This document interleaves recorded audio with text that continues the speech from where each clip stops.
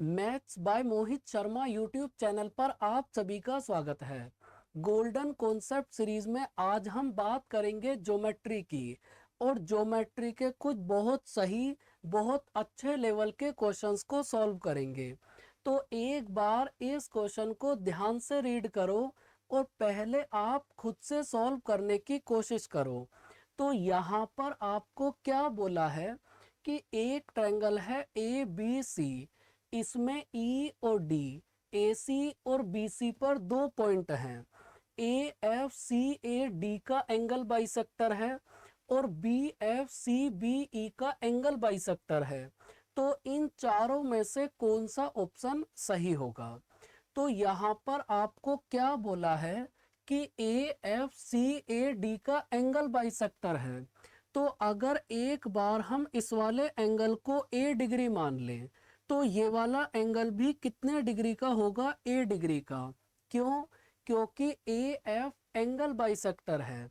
इसके बाद क्या बोला है कि बी एफ भी एंगल बाइसेक्टर है। तो अगर इस वाले एंगल को बी डिग्री मान लें तो ये वाला एंगल भी कितने डिग्री का होगा? बी डिग्री का। इसके बाद हमने क्या करा, इस वाले एंगल को अपनी साइड से एक्स डिग्री और इस वाले एंगल को अपनी साइड से y डिग्री मान लिया। भाई दो कंडीशन तो आपको क्वेश्चन में गिवन है कि ए एफ और बी एफ ये दोनों एंगल बाइसेक्टर हैं। तो यहां से ये दोनों एंगल हो गए ए और ए, ये वाले दोनों एंगल हो गए बी और बी, और इन दोनों एंगल्स को हमने अपनी साइड से x डिग्री और y डिग्री मान लिया।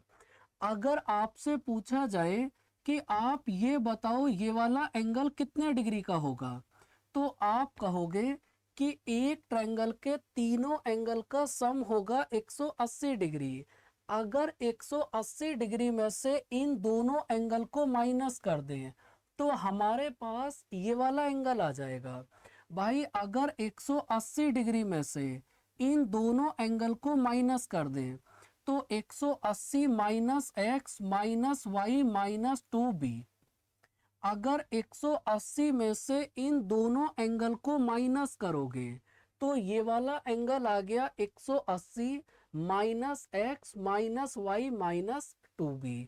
सेम इसी तरह से अगर आपसे पूछा जाए कि ये वाला एंगल कितने डिग्री का होगा तो वापस आपको सेम प्रॉपर्टी का यूज करना है कि एक ट्रायंगल के तीन एंगल का सम होगा 180 डिग्री।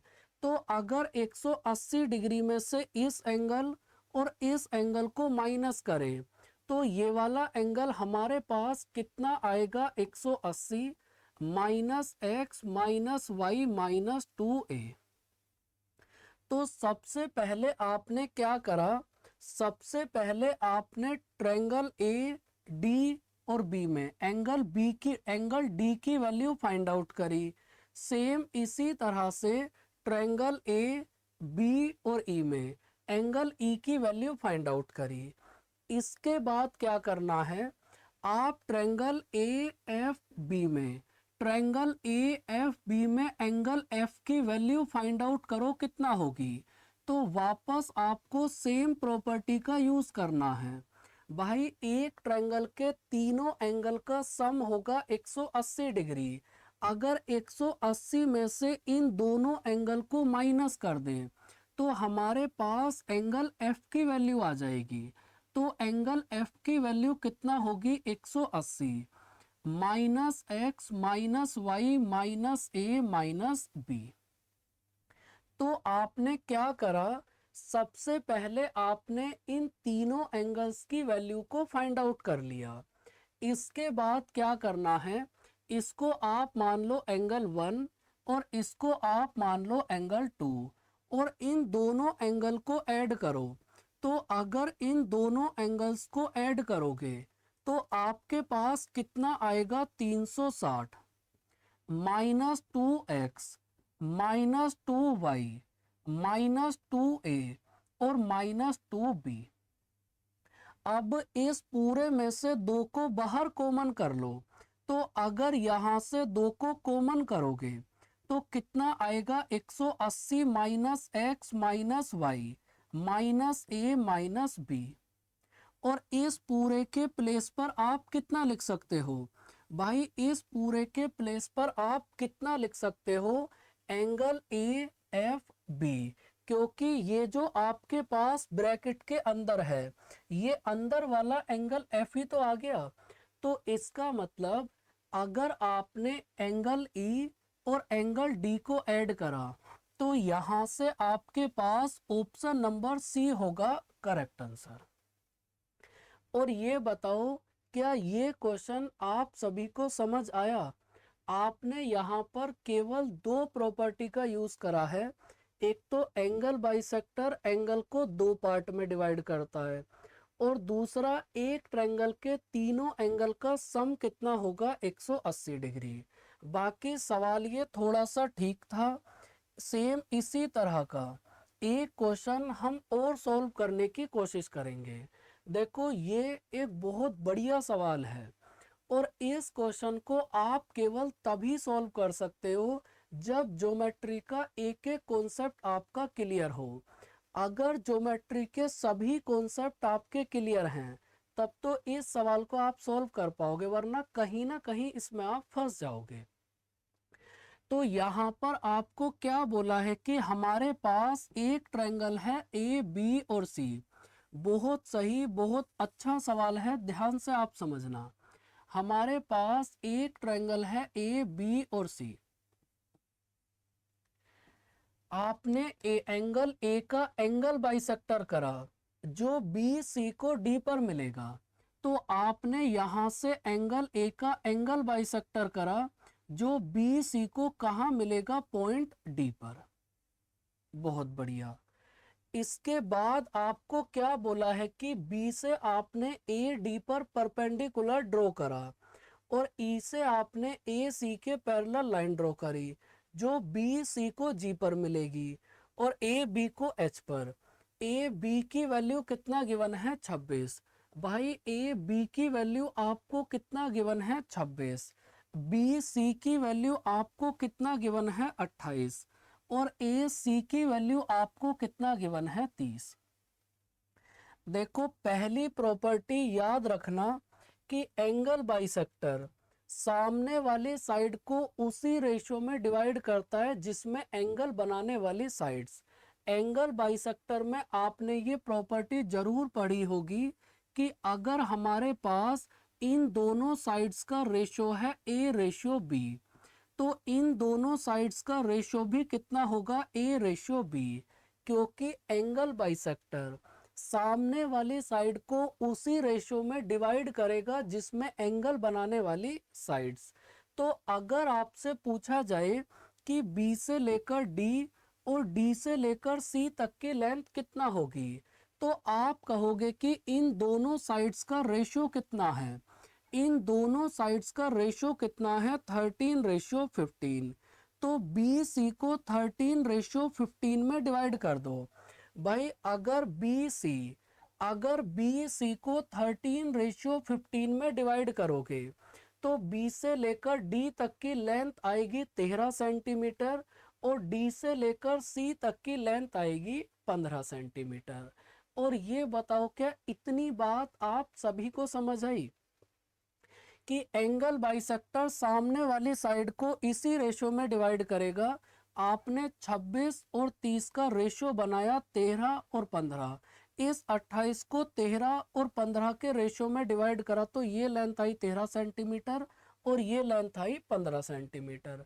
इसके बाद क्या बोला है, इसके बाद आपको बोला है कि भाई आपने यहाँ से एक परपेंडिकुलर ड्रॉ करा, आपने यहाँ से एक परपेंडिकुलर ड्रॉ करा और इस पॉइंट का नाम क्या है ई।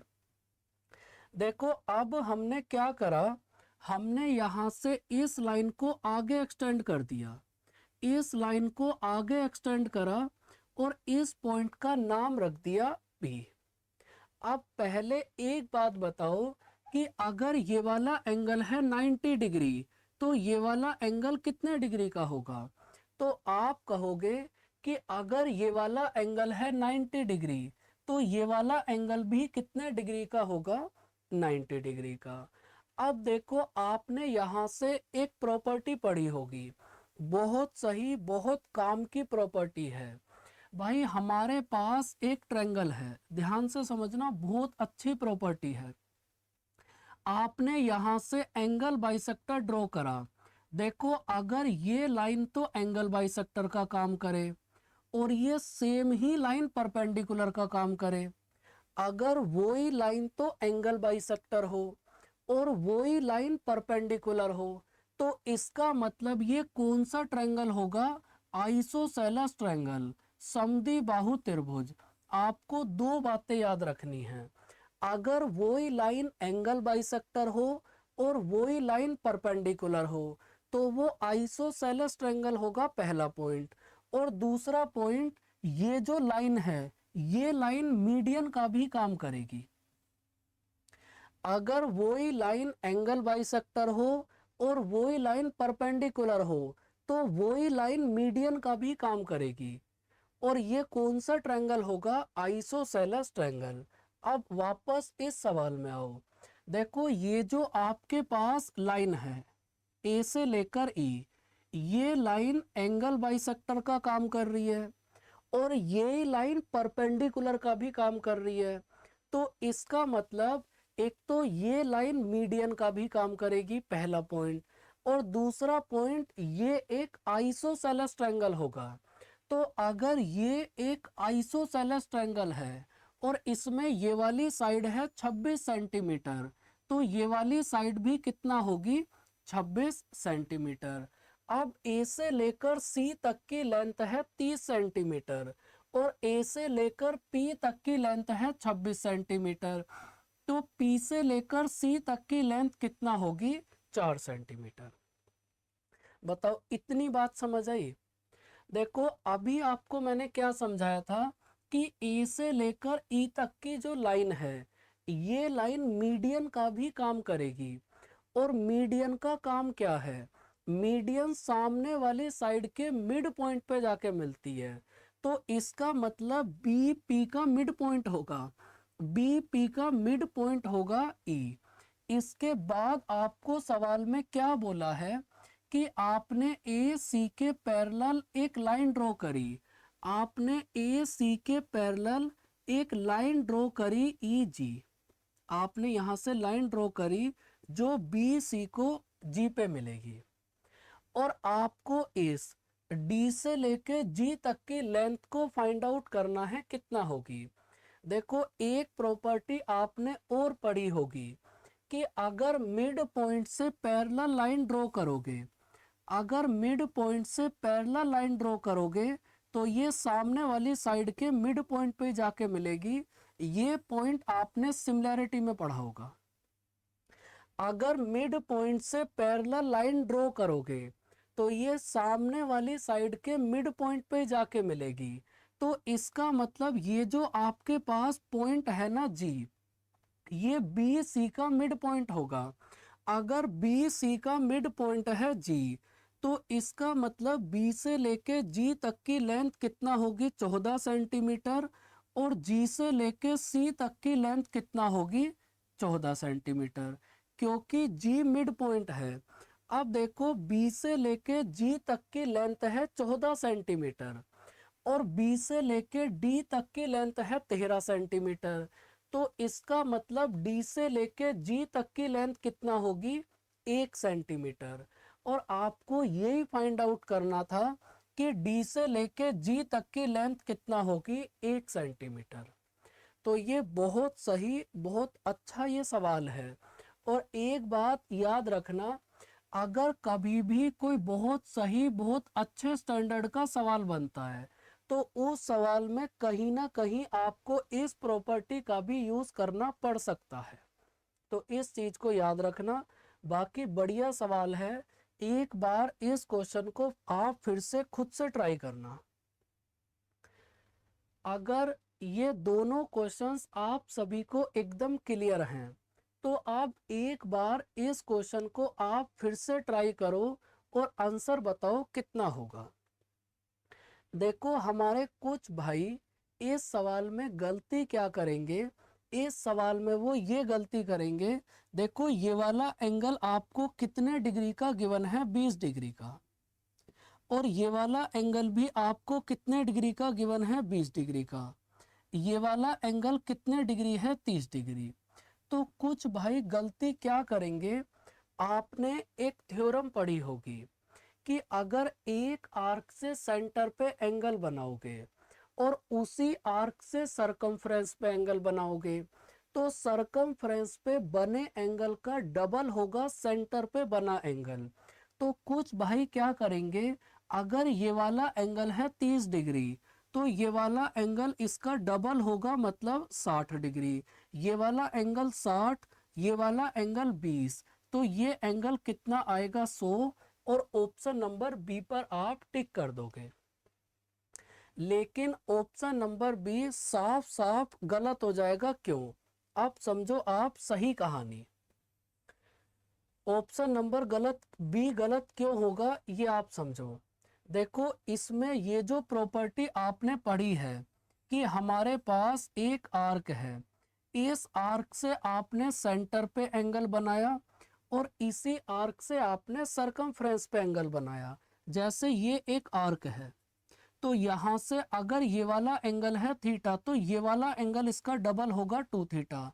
अब इस सवाल में और इस सवाल में डिफरेंस क्या है भाई, इसमें आपके पास ये पूरी आर्क है, इस पूरी आर्क से तो सरकमफ्रेंस पे बना दिया और इसी आर्क से सेंटर पे बना दिया। लेकिन इस सवाल में आपके पास आर्क बन ही नहीं रही, इस सवाल में आर्क बन कहाँ रही है।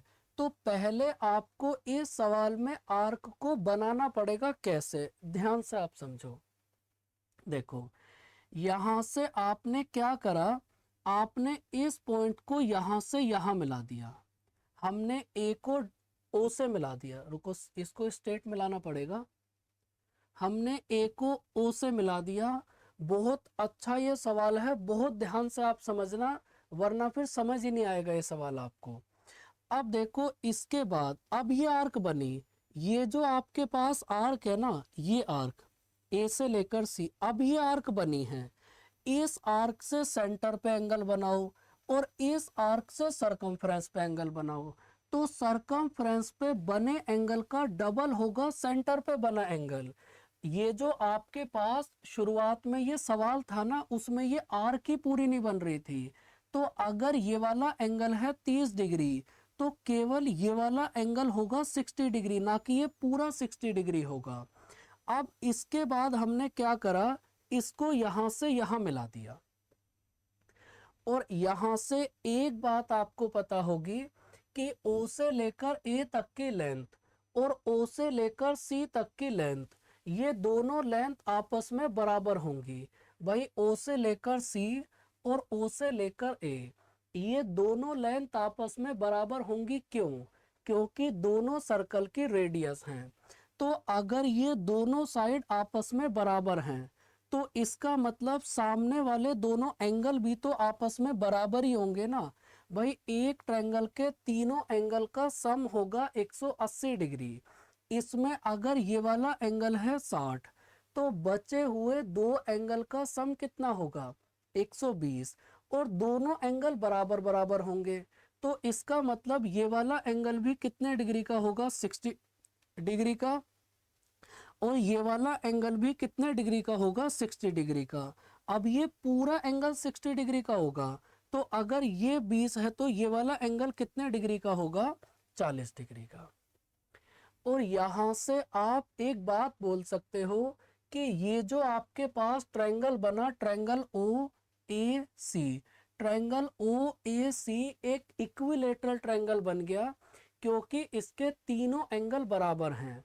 और अगर तीनों एंगल बराबर हैं तो इसका मतलब तीनों साइड भी आपस में क्या होंगी, बराबर। पहली बात। दूसरी बात, यहाँ पर आप क्या करो, आप पहले यहाँ से इस वाले एंगल को फाइंड आउट करो कितना होगा। आप पूरे बड़े वाले ट्रायंगल को देखो भाई, पूरे बड़े वाले ट्रायंगल में ये वाला एंगल कितने डिग्री का है, 80 डिग्री का। तो ये वाला एंगल है 80 डिग्री। ये वाला एंगल है 30 डिग्री, 80 और 30 110, तो इसका मतलब ये पूरा एंगल 70 डिग्री का होगा ना। और अगर ये पूरा एंगल 70 डिग्री का होगा और इसमें से ये वाला एंगल है 60 डिग्री, तो ये जो बाहर छोटा सा आपके पास बचा ये वाला एंगल कितने डिग्री का होगा? 10 डिग्री का। इसके आगे की बात समझो। इसके बाद आप इस ट्रायंगल को देखो। इसके बाद अब हम बात करेंगे इस वाले ट्रायंगल की, जिस ट्रायंगल को यहाँ पर हम ब्लैक कलर से कर रहे हैं। आप इस ट्रायंगल को देखो केवल। भाई एक ट्रायंगल के तीनों एंगल का सम कितना होगा? एक ट्रायंगल के तीनों एंगल का सम होगा 180 डिग्री। तो यहाँ पर आप अगर 180 में से इन दोनों को माइनस करोगे तो ये वाला एंगल आपके पास आ जाएगा ना। और ये वाला एंगल आपके पास कितने डिग्री का आएगा? तो ये वाला एंगल आपके पास आएगा 70 डिग्री का। अब ये बताओ कि एंगल ए कितने डिग्री का है? एंगल ए भी 70 डिग्री का है और एंगल डी भी 70 डिग्री का है। तो अगर दो एंगल आपस में बराबर हैं, अगर दो एंगल आपस में बराबर हैं, तो इसका मतलब सामने वाली दोनों साइड भी तो आपस में बराबर ही होंगी ना। तो आप बोल सकते हो कि ए से लेकर सी तक की लेंथ और डी से लेकर सी तक की लेंथ ये दोनों आपस में इक्वल होंगी। क्यों? क्योंकि सामने वाले दोनों एंगल आपस में बराबर हैं। अब देखो, थोड़ी देर पहले हमने एक बात प्रूफ करी थी कि ए से लेकर सी तक की लेंथ और ओ से लेकर सी तक की लेंथ, ए से लेकर सी तक की लेंथ और ओ से लेकर सी तक की लेंथ ये दोनों आपस में बराबर होंगी। क्यों? क्योंकि right angle triangle, sorry, equilateral triangle बना था और इक्विलेटरल ट्रायंगल के तीनों साइड बराबर होती हैं। तो आप एक बात बताओ भाई, अगर ए से लेकर सी तक की लेंथ और ओ से लेकर सी तक की लेंथ आपस में बराबर हैं, इसके बाद ए से लेकर सी तक की लेंथ और डी से लेकर सी तक की लेंथ ये भी आपस में बराबर है, तो इन दोनों कंडीशन से आप ये भी तो बोल सकते हो कि ओ से लेकर सी तक की लेंथ और डी से लेकर सी तक की लेंथ ये दोनों भी आपस में बराबर होंगी। भाई अगर ये दोनों आपस में बराबर हैं तो इन दोनों रिजल्ट को मर्ज करके आप ये भी तो बोल सकते हो कि ओ से लेकर सी तक की लेंथ और डी से लेकर सी तक की लेंथ ये दोनों आपस में बराबर होंगी। तो यहाँ से इसका मतलब ये हुआ कि ये वाली लेंथ और ये वाली लेंथ ये दोनों भी आपस में बराबर होंगी। और अगर किसी भी ट्रायंगल के दो साइड आपस में बराबर हैं तो सामने वाले दोनों एंगल भी आपस में क्या होंगे? बराबर। अगर किसी भी ट्रायंगल की दो साइड आपस में बराबर हैं तो सामने वाले दोनों एंगल भी आपस में क्या होंगे? बराबर। अब देखो, ये वाला एंगल है 20 डिग्री का और ट्रायंगल के तीनों एंगल का सम होगा 180 डिग्री। तो इसका मतलब बचे हुए दो एंगल का सम कितना होगा? 160। तो बचे हुए दो एंगल का सम होगा 160 और दोनों एंगल आपस में बराबर होंगे, तो ये वाला एंगल भी 80 डिग्री का होगा और ये पूरा जो एंगल है ये पूरा एंगल भी 80 डिग्री का होगा। तो आपको बताना था कि ओ डी सी मतलब ये वाला आंसर कितना आएगा? Option number A. बहुत अच्छे ये सवाल थे। इन 3 क्वेश्चंस को आप एक बार फिर से रिवाइज करना। तो आज की क्लास में यहीं तक, इसके बाद मिलेंगे नेक्स्ट क्लास में। तब तक के लिए अपना ध्यान रखें, हंसते रहें, मुस्कुराते रहें। बाय बाय बच्चों, टेक केयर।